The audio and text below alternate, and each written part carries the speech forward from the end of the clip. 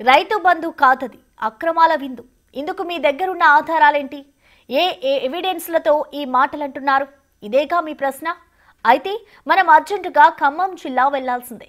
1-2 కాదు, ఏకంగా 3000 ఎకరాల నిరుపయోగమైన సాగుకు ఆమోదయోగ్యం కాని భూములకు గత పాలకులు అక్రమంగా రైతు బంధు ఎలా ఇచ్చారో తెలుసుకోవాలంటే మీరు ఈ స్టోరీ చూడాల్సిందే.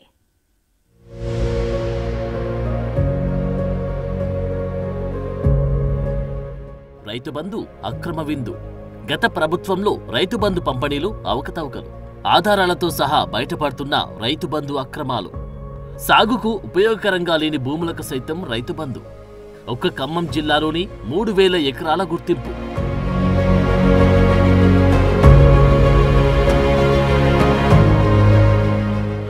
గత ప్రభుత్వ హయాంలో ప్రవేశపెట్టినటువంటి రైతు బంధు పథకంలో ఖమ్మం జిల్లాలో భారీగా అవినీతి చోటు చేసుకుంది. మరోవైపున సాగుకు యోగ్యమైనటువంటి భూములకు మాత్రమే రైతు బంధు వర్తింపజేసినటువంటి అధికారులు వెంచర్లకు, అదేవిధంగా గుట్టలకు, అదేవిధంగా దేనికి పనికిరాని సేద్యం లేని భూములకు సైతం కూడా రైతు బంధుని పంపిణీ చేసిన నేపథ్యం అయితే ఉంది. ఖమ్మం జిల్లాలో రైతు బంధు పంపిణీలో భాగంగా అవకతవకలు జరిగినట్టు ఆధారాలతో సహా అధికారుల సర్వేలు బయటపడుతున్నాయి. సాగుకు పనికిరాని భూములకు కూడా రైతు బంధు ఇచ్చినట్టు తెలుస్తోంది. అంతేకాదు, రియల్ ఎస్టేట్ వెంచర్లకు, ఇంకా ఎన్నో అనర్హమైన వాటికి సైతం రైతు బంధు ఇచ్చిన దాఖలాలు బయటపడుతున్నాయి. సాగులో ఉన్న పంట పొలాలతో పాటు సాగుకు పనికిరాని భూములకు కూడా రైతు బంధు మంజూరు చేసిన గత ప్రభుత్వ నిర్వాహకం ఒక్కొక్కటిగా వెలుగులోకి వస్తోంది.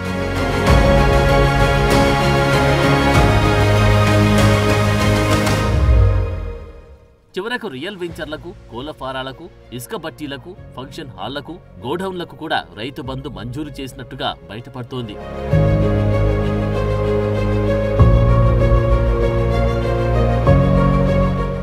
ఖమ్మం అర్బన్ మండలంలోని పల్లెపల్లి, రఘునాథపాలెం, వి వెంకటాయపాలెం, దంసలాపురం, ప్రకాష్ నగర్, అల్లీపురం, కొదుమూరు రెవెన్యూ పంచాయతీల్లో నిరుపయోగంగా పడి ఉన్న భూములకు, వెంచర్లకు కూడా రైతు బంధు పథకం ఇచ్చినట్టు ఈ మొత్తం 3000 ఎకరాలుగా సర్వే అధికారులు గుర్తించారంటే పరిస్థితి ఏమిటో చూసుకోవచ్చు. 184 సర్వే నెంబర్ నుంచి 205 సర్వే నెంబర్ వరకు వెంచర్ వేసి 19 ఎకరాలు ఉందండి. ఇది గత 3 రోజులుగా మేము సర్వే చేస్తున్నాము. రెవెన్యూ వాళ్ళు మేము కలిసి ఇట్లా నక్షా కానీ మాకు ఇచ్చిన రైతు బంధు పడే రైతుల లిస్ట్ ప్రకారం కానీ వచ్చి ఆ సర్వే నెంబర్కి వెళ్ళి ఫిజికల్గా వెరిఫై చేసి మేము అలాగే కేఎల్ఎం మ్యాప్స్ అని మాకు రెవెన్యూ శాఖ వాళ్ళు ఇచ్చిన మ్యాప్స్ కూడా అసిస్టెంట్స్ తీసుకొని ఈ సర్వే నిర్వహిస్తున్నామండి. Khammam Prakash Nagar survey number 184, 184/A, 185, 186, 187, 188, 189, 190, 190, 191, 192/Aలో ఉన్న నిరుపయోగంగా సేద్యానికి పనికిరాని భూములను వెంచర్స్ వేసి ప్లాట్స్ గా చేసి అమ్మకాలు కొనసాగించారు. దీనికి కూడా రైతు బంధు పథకం పొందారా యజమానులు? ఈ అంశంపై అధికారుల మాటేంటో మీరే వినండి. సర్వే నెంబర్ వారీగా మేము జాయింట్ ఇన్స్పెక్షన్ చేస్తున్నామండి. ఆ జాయింట్ ఇన్స్పెక్షన్లో మేము సర్వే నెంబర్ గుర్తించడం రెవెన్యూ వారి బాధ్యతగా, ప్లస్ అపాయింటేషన్ లేదా వ్యవసాయ శాఖ బాధ్యతగా మేము ఇద్దరం జాయింట్ ఇన్స్పెక్షన్ చేస్తున్నాము. అదేవిధంగా రెవెన్యూ శాఖ వారు ఇచ్చినటువంటి కేఎంఎల్ ఫైల్స్ ద్వారా కూడా మేము సర్వే నెంబర్ ఎగ్జాక్ట్గా గుర్తించడం జరుగుతుంది. ఆ ఎగ్జాక్ట్ లొకేషన్లో ఏ పంట వేసారా లేదా, ఇది వ్యవసాయ యోగ్యానికి పనికొచ్చిద్దా లేదా అనేది ఐడెంటిఫై చేయడం జరుగుతుంది. ఇప్పటి వరకు మేము గతంలో చెప్పినట్టు 469 ఎకరాలు ఖమ్మం అర్బన్ మండలం పరిధిలో మేము గుర్తించడం జరిగింది.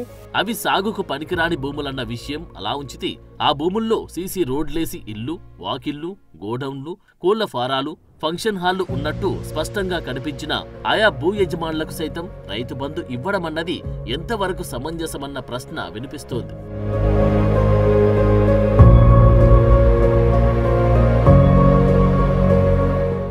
వేల ఎకరాలు కూడా అధికారులు గుర్తించారు.